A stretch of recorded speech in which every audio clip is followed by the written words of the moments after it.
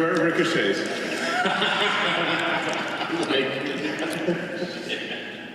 You might want to do it at a slight angle.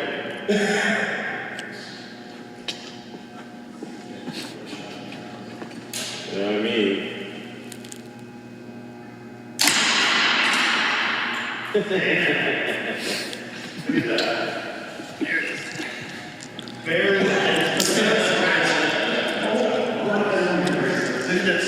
Blew the arrow apart. Yeah. Flatten the tip of the arrow. Look at the tip of the broadhead. That's impressive.